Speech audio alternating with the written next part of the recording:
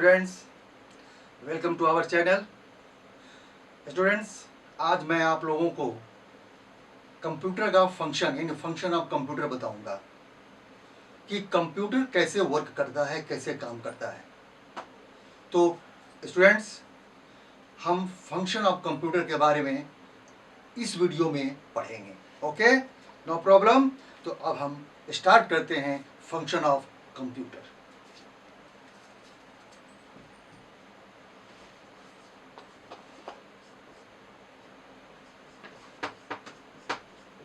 Function of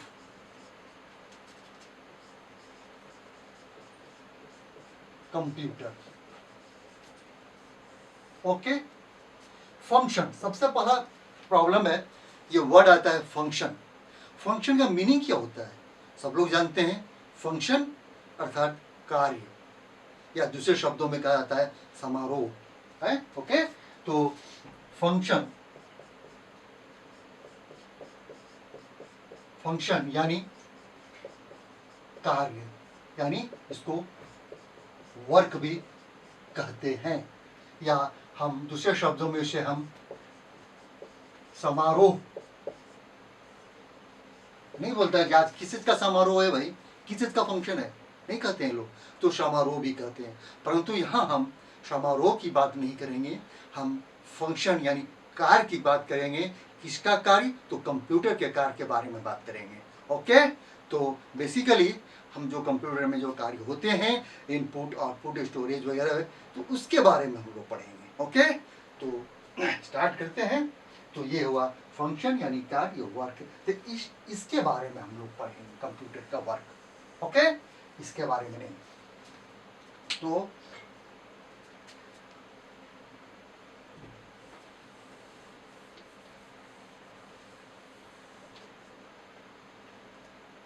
students, basically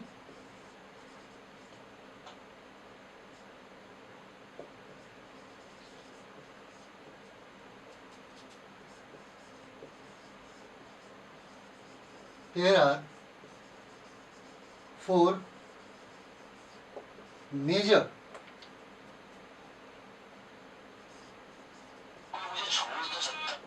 function of a computer या function of computer. Okay, 4 प्रकार यानी 4 types computer में function होते हैं। First is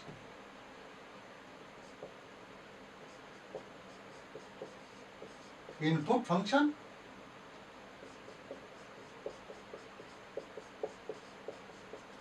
second is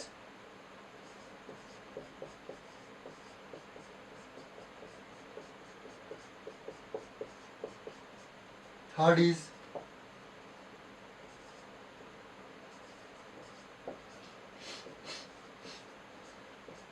processing या process. Both are same, not a problem, not a different, दोनों एक ही है। 4 and last is storage function.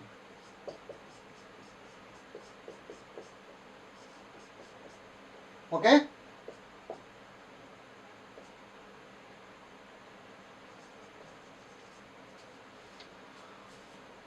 तो स्टूडेंट्स, ये 4 प्रकार के फंक्शन होते हैं कंप्यूटर में। इनपुट, आउटपुट, प्रोसेस या प्रोसेसिंग, जो भी कहें, दोनों में से कोई एक, और storage. There are 4 major function of a computer. अब हम इस फंक्शन को एक एक करके इसके बारे में पढ़ेंगे। ओके,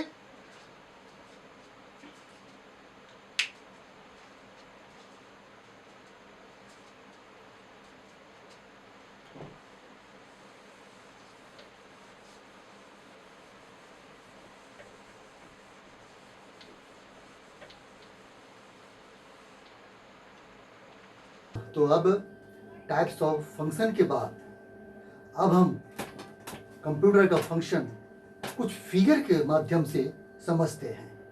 ओके, तो फिगर नंबर 1 में हम कंप्यूटर का कार्य को देखते हैं।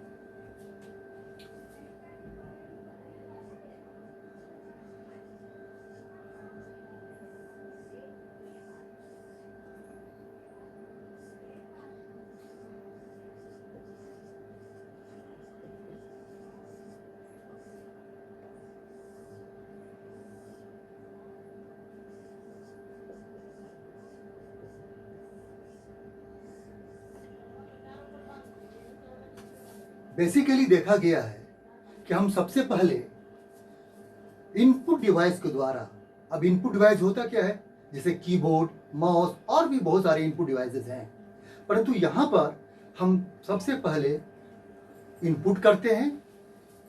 इस तरह से इनपुट करते हैं, वो जाता है प्रोसेसिंग में अर्थात सीपीयू में, और सीपीयू में कुछ फंक्शन होते हैं, इसके बाद हमें आउटपुट मिलता है।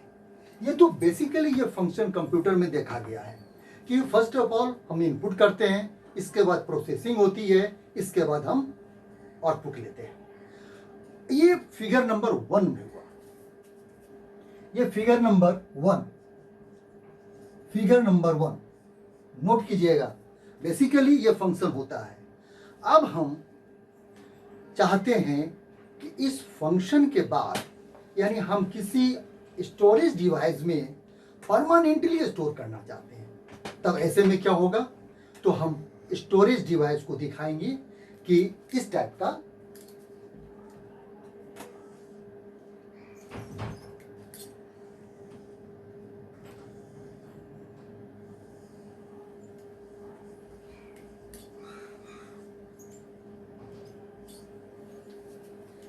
ये मेरा स्टोरेज डिवाइस है। फिगर नंबर 2 में क्या देखेंगे, इनपुट करते हैं, प्रोसेसिंग होगा। प्रोसेसिंग के बाद अगर हम चाहते हैं कि हम किसी और स्टोरेज डिवाइस में स्टोर करना, तो हम ये स्टोरेज डिवाइस में आएगा। स्टोर करने के बाद वो पुनः वापस प्रोसेसिंग में जाएगा, इसके बाद हमें आउटपुट मिलेगा या दर्शाएगा। अब फिगर नंबर 3 में क्या होता है कि इनपुट करते हैं, प्रोसेसिंग होता है। अब प्रोसेसिंग के बाद या हम चाहते हैं कि किसी स्टोरेज डिवाइस में परमानेंटली किसी फाइल को या किसी डॉक्यूमेंट को स्टोर करना, तो ऐसे कंडीशन में क्या होता है, हम किसी स्टोरेज डिवाइस, जैसे वह पेन ड्राइव हुआ, फ्लॉपी हुआ और सब बातें, जैसे हार्ड डिस्क हुआ, इस सारे में हम स्टोर करते हैं। तो इन सारे को, जैसे पेन ड्राइव हुआ, हार्ड डिस्क हुआ, फ्लॉपी हुआ, इन सभी को हम स्टोरेज डिवाइस कहते हैं। क्यों कहते हैं, तो जो डिवाइस स्टोर करने के काम में आता है उसे हम स्टोरेज डिवाइस कहते हैं। स्टूडेंट्स, तो यहाँ देखने वाली बात यह है कि प्रोसेसिंग के बाद स्टोरेज में आता है और स्टोरेज के बाद वापस जाता है, इसके बाद हमें आउटपुट मिलता है। अब यहाँ स्टोरेज होता क्या है, जैसे मान लीजिए कि यहाँ हुआ pen drive,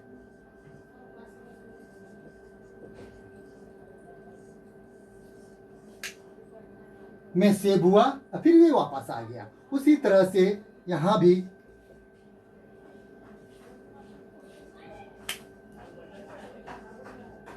hard disk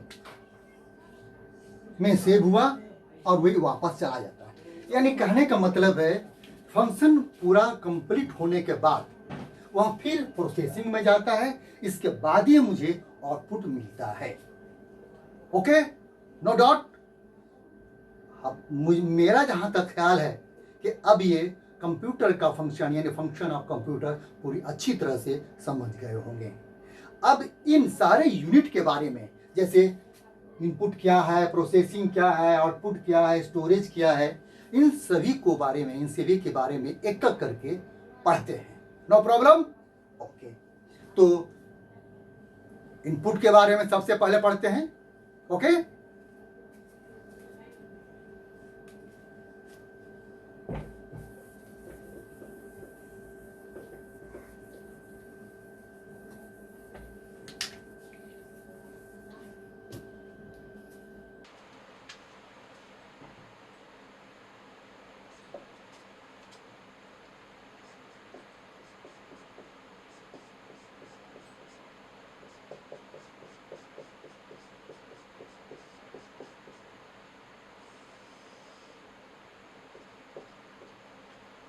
First is input function.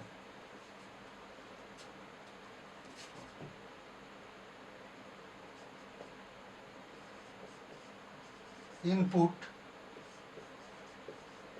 function is a process of data entering or insertion of data in the computer or system.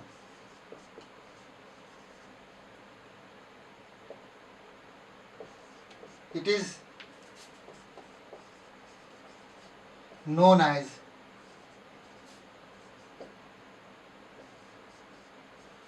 input function. Okay, no problem. एक बार देखें फिर से. Input function is a process, एक विधि है जो of data entering या एंट्रिंग ऑफ डेटा या डेटा एंट्रिंग जो भी कहें, या insertion of data in the computer या सिस्टम में जो भी आप डालते हैं, जो भी इंसर्ट करते हैं, जो भी एंट्री करते हैं डेटा को, that is known as input system या इनपुट फंक्शन. ओके, तो अब हम इसे खत्म करते हैं.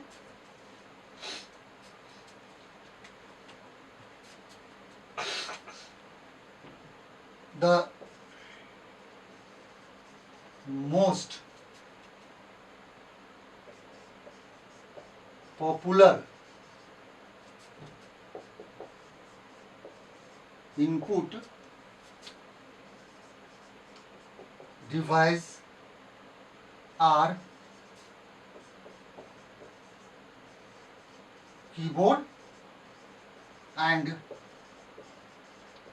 mouse. ओके, अब हम second point is output function. Okay,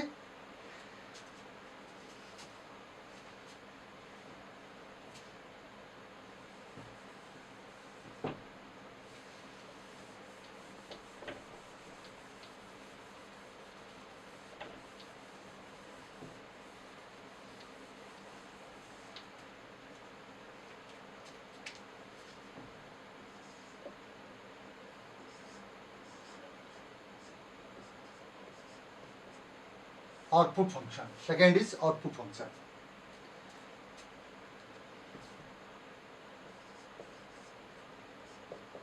After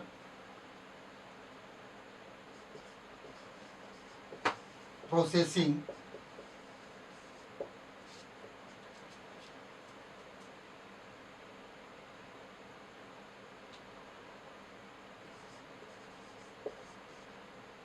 output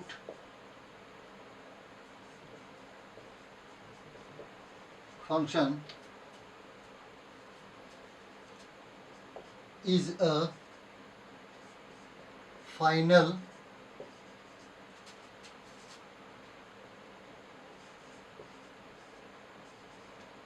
result and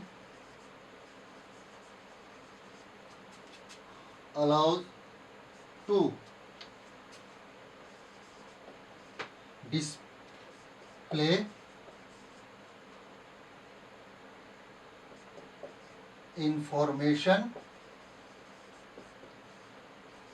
or data on the monitor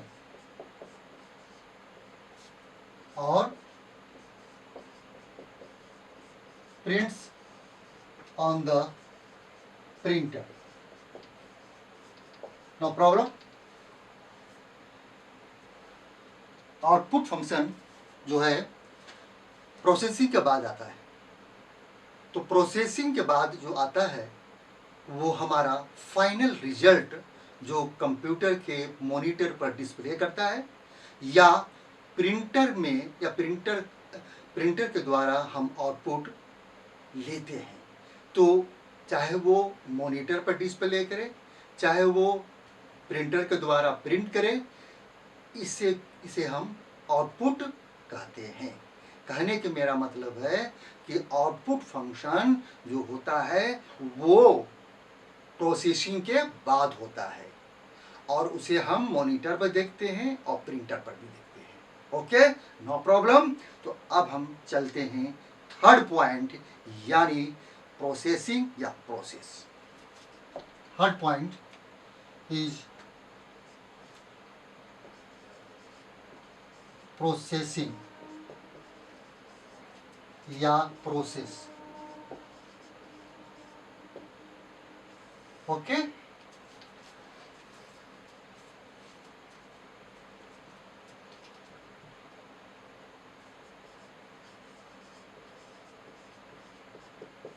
processing function is a calculation, manipulation and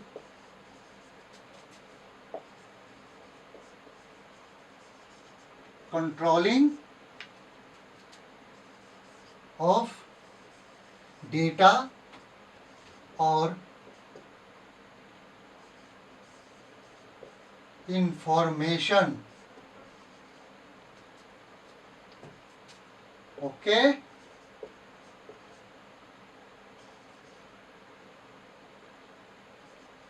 according to instruction. No problem. Processing में क्या होता है, जो आप इंस्ट्रक्शन देते हैं उसी के अनुसार कैलकुलेशन होता है, प्रोसेसिंग भी होती है, कैलकुलेशन होता है, मैनिपुलेशन भी होता है, और सारे डिवाइस को कंट्रोल भी करता है। Okay, no problem. तो ये मेरा हुआ थर्ड पॉइंट। अब हम चलते हैं फोर्थ पॉइंट में। No problem.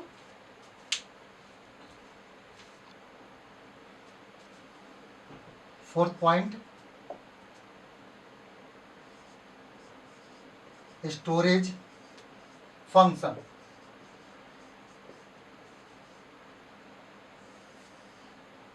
Okay,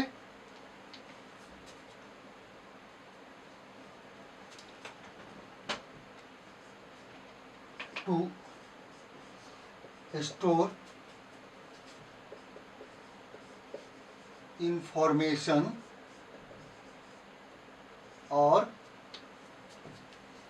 data in the computer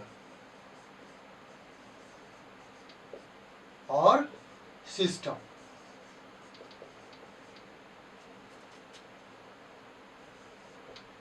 okay, storage में क्या होता है, कंप्यूटर में या कंप्यूटर की जगह पे सिस्टम कहिए, उसमें हम लोग या कोई और भी स्टोरेज डिवाइस में हम स्टोर करते हैं। ओके, तो हम यहाँ पे लिखते हैं कि uses to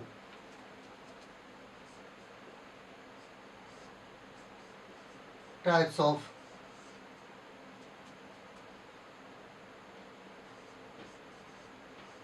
storage components।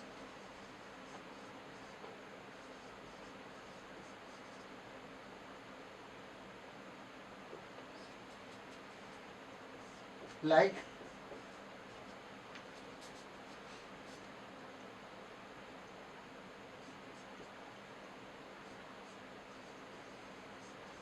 temporary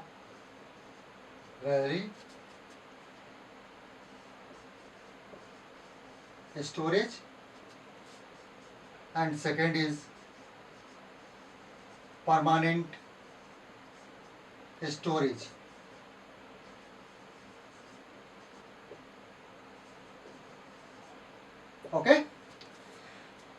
अब ये दो स्टोरेज के बारे में एक एक करके पढ़ेंगे।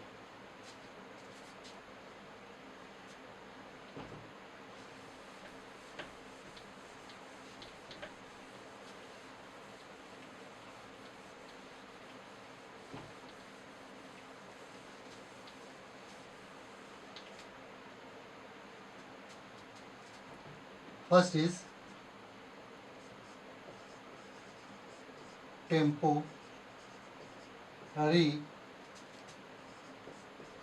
Storage.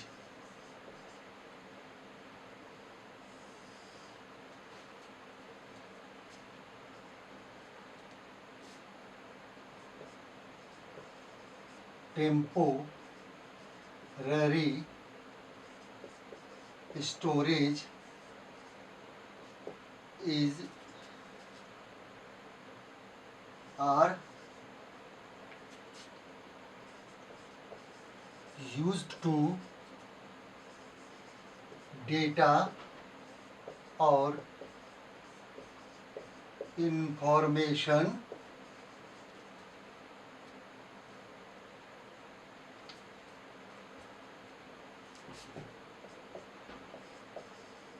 temporarily। Okay. RAM, RAM होता है रैंडम एक्सेस मेमोरी।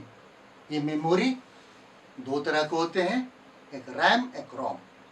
तो मैं यहाँ रैम की बात कर रहा हूँ। रैम का फुल फॉर्म होता है रैंडम एक्सेस मेमोरी, और रोम का फुल फॉर्म होता है रीड ओनली मेमोरी। ओके। तो रैंडम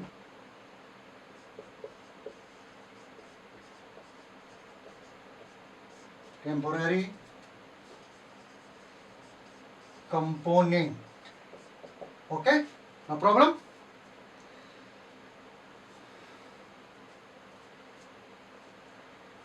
स्टूडेंट्स, ये हमारा टेम्पोररी स्टोरेज फंक्शन के बारे में बताया हूं मैं कि temporary storage are use to data और information temporarily.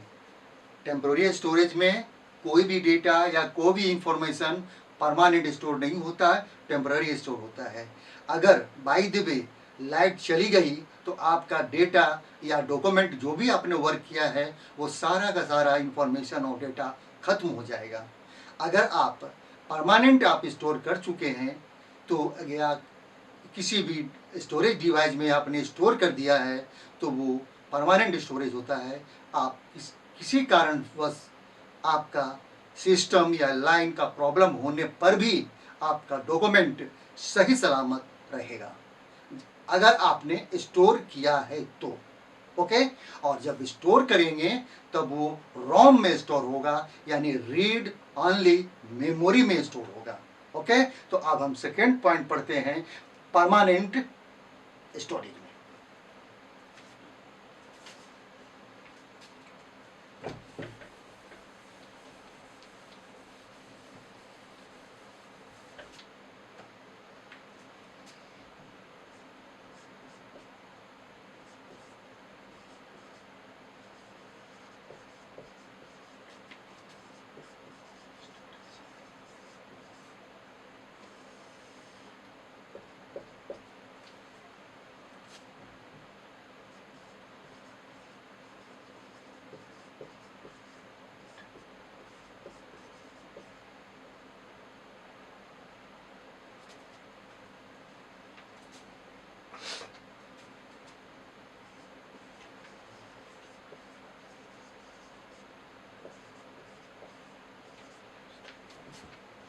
To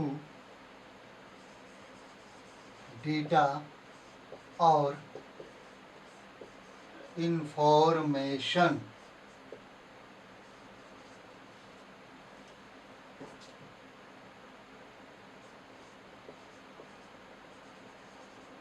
permanently। Okay. ROM, इसका मतलब होता है read only memory. Is a या is permanent component. Okay, no problem. तो इस तरह हम लोग आज इस वीडियो में फंक्शन ऑफ कंप्यूटर पढ़े। हाँ, एक बात और है कि मैंने यहाँ पर रोम का तो फुल फॉर्म लिख दिया है। इसके पीछे, इसके पहले मैंने जो रैम जो बताया था, उस रैम का फुल फॉर्म होता है, सो लिख लें, रैम का full form random access memory.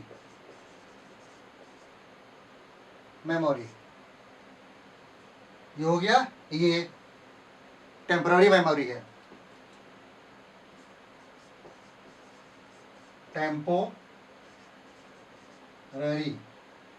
Storage. Okay, मैंने यहाँ पर आपको याद करने के लिए रैम और रोम का फुल फॉर्म लिख दिया है। हो सकता है आने होने वाले एग्जामिनेशन में आपका यह पूछा जाएगा। ओके, हाँ, और चलते चलते स्टूडेंट्स, मैं आपसे यही कहना चाहूँगा कि प्लीज़ सब्सक्राइब करना, लाइक करना और कमेंट्स करना बिल्कुल ही नहीं भूलेंगे। और इस वीडियो में या किसी भी वीडियो में आपको कहीं भी प्रॉब्लम होने पर आप कमेंट्स में ज़रूर लिखें और ज़रूर उसमें कमेंट्स करें।